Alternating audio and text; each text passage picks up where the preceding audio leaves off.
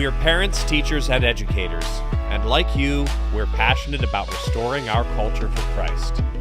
This is Veritas Vox, the voice of classical Christian education. Hello again. Thank you for joining us for another episode of Veritas Vox, the voice of classical Christian education. Today we have an old friend and a new friend, Michael Collender, who has been teaching for Veritas for probably 15 years, a long time, and his partner in writing a book, Jonathan Shaw. They have written a book on artificial intelligence, or as we tend to call it, AI, and it is a spectacular book. They sent me the manuscript and gave me a chance to read it, and it is really remarkable. But before we get into that any further, Michael, give us a brief bio on yourself. I know you've been on our podcast before, so people are probably familiar with you. And then Jonathan, when he finishes, and maybe before he finishes if he goes too long, please introduce yourself, your background, family, and that sort of thing. All right. Yeah, Marlon, thank you for having us on. So I've been teaching at Veritas for 15 years. I've got a couple PhDs that relate to the book. So the first one was dealing with modeling complex systems and the models of artificial intelligence. And the second one is dealing with the relationship with how we grow and learn as it relates to empirical psychology. And so this book is a meeting of those two subjects as we're looking at classical Christian education and also artificial intelligence. So I got my PhD back in 2006, working in machine learning, studying, it was unifying perception and curiosity, trying to figure out how the brain is able to do both perception of vision and audition and all of that stuff, and also make intelligent choices in the world. So try and meld those two together. Since then, I spent over a decade working at a little speech recognition company. And then I spent the last few years at Facebook, and now I'm at a little startup that is, I'm the head of machine learning at a company that's trying to figure out how to do translation for lots and lots and lots of languages, most of which are very low resource, and that the big tech companies are like too hard to get data for, not doing much. That's wonderful. Well, AI hit the public domain with the release and popularization of ChatGPT, GPT or GPT, thank you. What was, you all were not new to this. You know it was coming. People like I did not know it was coming. Tell us why it was so impactful to see those kinds of things become realities. I think there's a couple different things. For one thing, for decades and decades, everybody in AI has been told that you can tell if something's human, if something has human level intelligence, if it can pass for a human. And that's been kind of a holy grail of AI. It's called the Turing test. And people have been playing at it for a long time. And all of a sudden, here you had something that felt intelligent, that you could give it a new thing to do, and it would understand what you're saying and follow it. And it was fully accessible to everybody, and you could just button press on your phone, and you're like, look, it's like talking to a person, but it knows everything. It was pretty shocking to a whole lot of people. And immediately the question is, well, then what's left for me to do? That is a scary phenomenon. Yep. Michael, If I can, yeah, go go ahead. ahead. Please add to that. I was going to repeat the question in a different way, but go ahead. Right. Well, if I can add to that, there's another way in which that access to knowledge, to information that seems organized also is scary, because it makes us ask the question, who's organizing this information? So there's a little detail that I think I can share. In Google, there was an AI that was tasked to, and this is internal to Google, there was an AI that studied all of the hiring, and they concluded that white men were the best hire because they stayed with the company longest. But specifically, the most important thing is that men were the ones that needed to be Okay. hired. Well, the people who were looking at the algorithm decided, no, that's not what should be. Instead, we need to have a preponderance of women being hired, even though they're not necessarily, the pool of programmers who are female is smaller. But the reason why I'm bringing that up is that it shows the way in which the conclusions of AI are shaped by the way that that AI is trained and who runs it. And recently, we can see from Google Gemini that there is a clear bias built into the AI, and I think all of us are aware through a number of different tools that are coming online that there is bias built into the AI. But that's something that I think all of us are aware of, that there is that AI presents a great opportunity for the control of people, the control of ideas, the control of information that we have access to, and as a result of that, the decisions that we make. Yeah. Well, maybe we can inventory the concerns. The concern of having legitimacy to the programming and not have lies perpetuated as truth is a very significant one. In the Gemini example, is a fairly fresh one in the context of our recording this episode. What are some of the other concerns? Because it seems to me some of them are fairly obvious. That one turned out to be obvious, at least in the way it was disclosed, or just the way that it was caught.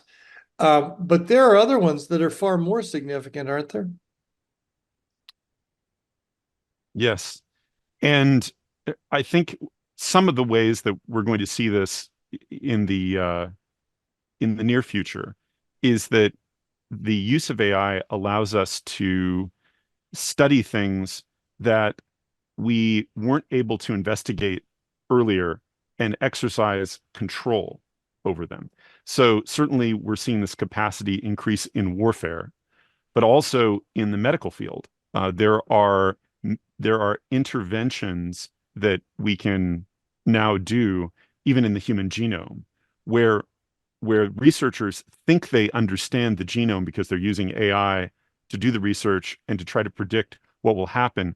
But for anyone familiar with complexity theory and how complex systems work, there are all kinds of cascading effects that even if you have AI and you apply it in a certain domain, there are all kinds of dangers that can then be brought into existence as a result of that.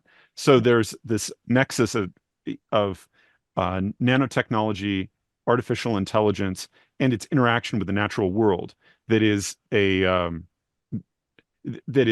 very scary area. COVID provided a fascinating example of that, actually.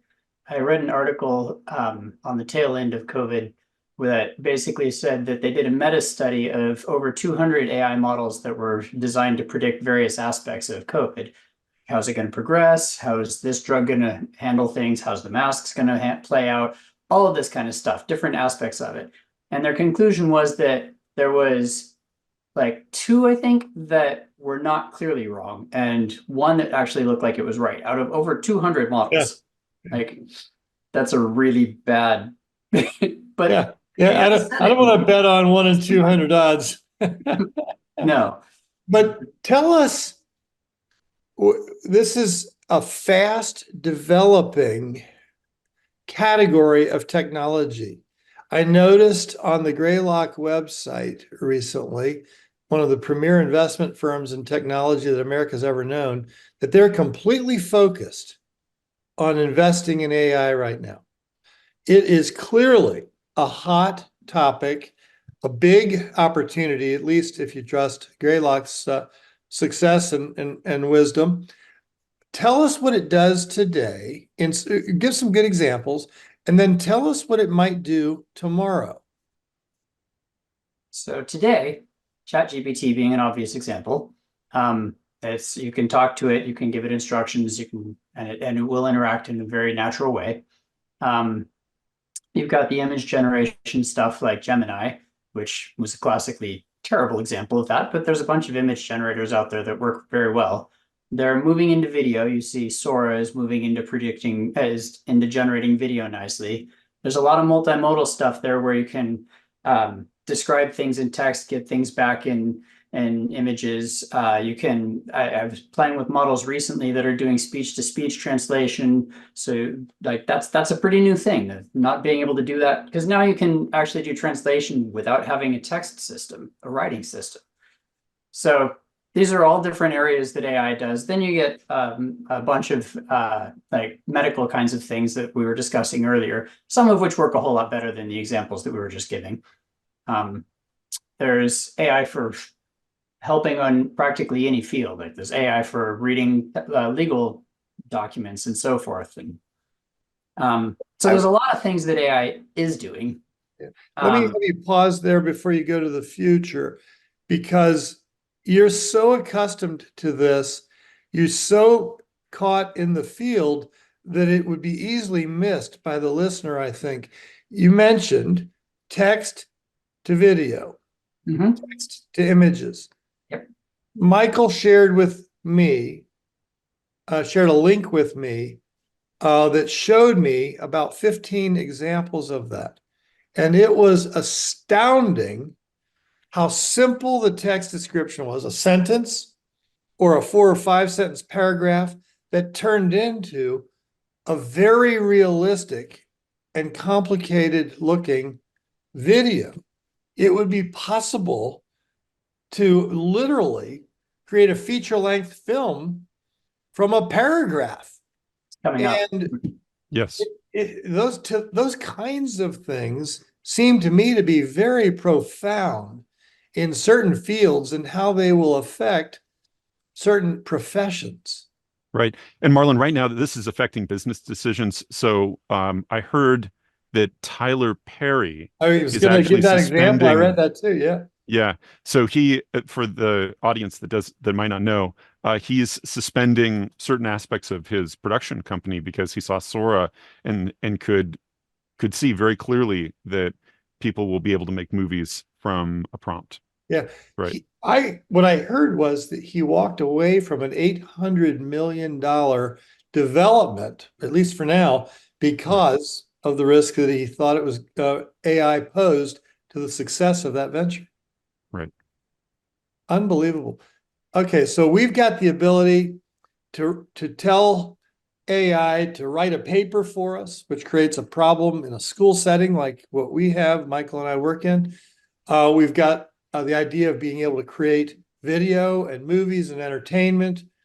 One of my children who's in the video world said that the sitcom is so easy to create with AI now, in terms of at least the script writing. I'm sure the video could as well.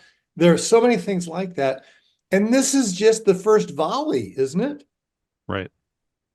Right. Yeah. There's so many different fields that this is going to impact. But one of the examples that we discuss in the book is the U.S. military will war game various strategic planning scenarios. But in one of them, they actually assigned kill authority to an AI, and they gave a human being control over the AI to make sure that the AI didn't hurt anybody. Well, the AI went and killed the human. Not actually, but within the game, it killed the human, and then they gave it the rule, well, you can't kill the human. And so it instead started attacking the communication line, the tower that the human was using to prevent the AI from its kill decision, from exercising its own kill decision. So that sort of problem, if you can imagine, the US government is being careful about that, but what about other governments, right? Yeah. All of this technology is becoming available. There was a book recently that was written about Chinese AI. And one of the ways that China's AI works is that they are taking all of these models that we've made that have been incubated in Silicon Valley, and they just take those and they start throwing them at problems. And their idea is to accelerate as quickly as possible without constraints. And as a result of that, you can see where we are very careful in our ethics. Well, at least we should be. you can see how when you have a business model, I'm not suggesting that China is unethical, but as they're racing to catch up and gain power in the world, there are places where you can see that there are dangers if people hurry with these technologies, and the cats, yeah, or the dogs let loose, right? It's in the world now, and lots of people are starting to make use of these tools. Well, you all wrote a book together called Wiser Than the Machine. The question that I always like to ask about people that have written books is, why did you write it? What problem were you trying to solve? And are there things that you might do differently if you were doing it today? Hmm. That's a great question. Jonathan, do you mind if I start this and then Go ahead. back clean up? Well, the way that this started off is that I wanted to write this book and I had this idea for it. And there were certain ideas I wanted to discuss, but the core concern that I had is just what we're seeing now. This idea that AI is now on the scene, and where is it that education fits in the midst of this? Well, I think, and for very good reason, presented in the book, I believe that classical Christian education specifically is crucial for us to use, to employ, to educate our kids within, in a world where AI is this dominant force. And I saw that when I heard people talking about artificial intelligence, it seemed like they didn't understand it. They didn't understand how it worked and why. And so in the midst of that, Jonathan and I have known each other for a number of years. I just always appreciate just talking with Jonathan. And I think we met. I was speaking at a retreat that I think your church, and I think you guys actually hosted me. Yep. So that's where we met, and so I called him up, and we started hashing through all of these different ideas, and I was bouncing things off of him. And then as we were talking, I think it kind of dawned on us together, hey, we really should co-author this. And so I just have found it incredibly fruitful. And regarding whether I think it's good or not, or anything I would change, really no. I feel like we nailed it. And I need to leave that to the reader Of to course, see, but I'm it's a very pleased with it. Yeah, good place to be with the book. Yeah. From my standpoint, AI and its natural limitations have been things that I've been thinking about for decades. And I was pondering specifically not long before Michael contacted me about this, the fact that you can think of its limitations directly. These new pieces that come out, ChatGPT, Dolly for image generation. There's various systems like Player of Games for ethics, trying to figure out how to work in the world. These various systems are limited in terms of beauty, goodness, and truth, which are, I thought of it that way, and I thought, it's exactly the things that classical Christian schooling stresses that are the things that AI is limited on. And so then it was probably a month or two later, Michael calls me and says, hey, I want to write a book. I'm working on this book that's about classical Christian schooling and AI. What do you think of this? And I'm like, well, just so happens I have a thought on that. Yeah, I have been thinking about it. Sure. Oh, that's Yeah. wonderful. Well, I don't want to blow the punchline of the book, but as I read it, I was captivated. Every now and then, it's probably no more than once or twice a year, a book keeps me up at night, and this one did. And I kept reading it. You kept challenging my intellect with some of the language and technology behind it, things that were above my pay grade, but I was able to follow you, and you gave the reader and me at that point, a reprieve, and said, it's not necessary to read this. Well, I didn't skip anyway. I stayed there. And it was remarkable how you made the case for the concerns. Here I am reading this book with concerns about AI, and you didn't just confirm my concerns, you made them worse. I was far more fearful in the middle of the book than I was at the beginning. And then you gave me an answer that just resonated and said, yes, by the grace of God, I need not worry. Now, I know I'm not supposed to worry, but that doesn't mean I don't. And it was wonderful to see how you developed that. And like I said, let's cause the reader to want to read the book and not give them the punchline, the answer. But it was incredibly enjoyable to be taken through that process and to be let down as if a fiction book that has a peak and then a release. But it really did. Tell me how it came about. Working together on a book is not an easy task. I know that. But how did the interchange go that got you to that point? Yeah, that's a great question. I mean, as we talked about this, I really enjoyed working on this project with Jonathan. Second In that. fact, it's really been enjoyable. Uh, he is highly intelligent and very careful in the way that he reasons, and just a wonderful collaborator. And so we've even talked about, working on other projects together. I've pitched that to you. And so, yeah, I've always appreciated Jonathan, and just the way that he thinks, the way that he loves his family. And you've been a blessing to me. And so it's been just wonderful to work on this with you. Thank you. From my standpoint, I had no conception whatsoever of writing a book. And Michael called me out of the blue and said, "Hey, as I said, is writing a book." And he's like, here's my first draft. Here's my thoughts on it. Here's where I'm going." And I read it and like, I have comments, but this is really interesting. And so then we started working on it, and there was some of the stuff in the middle I rewrote, and he wrote parts of the end, and a whole lot of the introductory stuff. A lot of the stuff that scared you at the beginning, that was Michael's doing there. But Marlon, it is interesting that you bring that up. I mean, we did actually, for those who are into this sort of thing, we did kind of structure it like a film. So It has an inciting incident. It has a first plot point that gets you into the middle act. Right. It has I knew that. a crisis I just didn't see point it coming at the time. Yeah. So yeah, I mean, as we were going back and forth, I was consciously thinking of the structure of a film and creating that effect that you're describing. Well, the story effect that you picked up on is one that's well worn as a good way to capture the reader's imagination and cause them to be moved the way you're trying to move them by writing it in the first place. It helps to have a rhetoric teacher involved here. Jonathan, it was a lot of fun. Yeah, it was definitely. Jonathan, I'm stuck on something I want to go back to. You mentioned that only 1, 2, maybe 3 of the models out of a couple hundred were anywhere close in predicting the COVID. I guess, was that the playing out, how it would play out?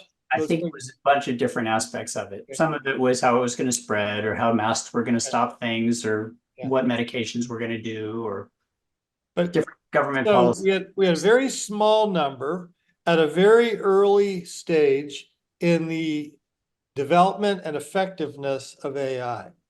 We've talked about using AI in the military to develop models. I don't like the idea of a 1.5% success rate for the military to do its modeling and make decisions off of. What does that mean? I read an article just the other day that was a study that was, the study basically said they tried out each of the big chat models, so GPT and Claude and Gemini and Llama, and they tried each of these models in a scenario where it was a war game kind of scenario where each one had 27 things that it could do, ranging all the way from like, let's make peace, let's de-amplify this thing, all the way up to launch the nukes. And in one turn, I think 33% of the time they launched the nukes. And like, what is going on here? And I suspect that this is an aspect of, we've trained the model based off of the internet, and the internet is often a pretty combative place. And so if you think about, so we're going to determine war games based on how we talk to our neighbors. Great, isn't it? That's scary. Yeah. Yeah. So, yeah. So, but you didn't answer my question. So I want to come back to it. And I understand that it's a hard question. How does AI become reliable? So can I jump into part of that here, since we're talking on this one topic, and then I can pass it back to you, Jonathan? just on this topic of the unreliable COVID models, I bet the one model that worked, I think I was on a call, on a Zoom call with the guy who did that model on Monday. So this last Monday. And one of the things that he mentioned on the call was that he met with the governors of various states. So they built this AI model to track where were the actual dangers. And they discovered through this AI model that the real dangers for COVID were elderly people in rest homes, right? Nursing homes. But for the rest of the population, there really wasn't a problem. So they're going around and they're communicating the model, the assumptions behind it, how it was trained, and explaining to the various governors how to approach this. Well, they went to Florida, and Governor DeSantis basically closed out, kicked everybody out of the room and met individually with the guy who had this model. And he was explaining, he grilled us, he had done his homework, he knew exactly what the issues were, and he was able to talk through this model, understand the assumptions, and then use it as a basis, a partial basis for his decision making to not completely close down Florida. He went over and met with Governor Newsom, and Governor Newsom didn't meet with him. They had a lackey who came in and he was eating French fries the entire time, right? He didn't care. So, but my point in saying that for is, the record, we don't care that it's not about French fries, it's about the casualness, right? right, I don't want you criticizing French of course, fries. French fries are very important. We love French fries, especially from McDonald's. But the point that I'm getting at is that here you had a model that was really carefully put together, right? Where the assumptions were tested and whatnot, and you can see two different responses to it. So all that to say that in terms of COVID, there were actually good uses of AI, and in fact, in some cases, the good uses of AI were ignored by people who didn't like the answers they were getting. Yeah. So in answer to your question, there are two aspects, I would say, of making AI reliable. One of them is technological, in terms of AI fails because it doesn't have the skill to see what it's doing accurately. AI's large language models are just predicting the next token. And if you're just predicting the next token, you don't really know what it is you're talking about in some sense. That's not entirely fair, but there's definitely a sense of that. If you're talking to an AI about surfing, simplistic way of looking at it, yeah. Yeah. If you're talking to an AI about surfing, it doesn't know how to balance on a surfboard. It doesn't know how to catch a wave. It doesn't know what water is. It's only looked at text, which gets it surprisingly far. Right. But it's also got big holes in its understanding. And so there's technological advances that are happening, partly trying to figure out how to constrain it to be more reliable. And there's all kinds of tricks people are doing.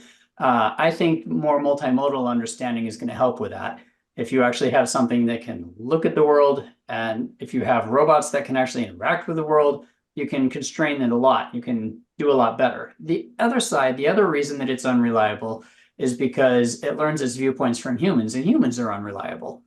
That can't be solved without making a more reliable, more honest culture. Okay. Yeah, that's what we saw with Gemini. And of course, people come with their biases. It would seem to me that larger and larger data sets start to average that out. But if we have comprehensive cultural deficiencies that really don't recognize truth for truth, we don't get past it. So it really is, we haven't gone very far from garbage in, garbage out, have we? No, I don't know that we ever will. Yeah. I don't think we will. Well, what you just said is an incredible tease and setup, because the way that you came and set up the reader to what the answer is was yes.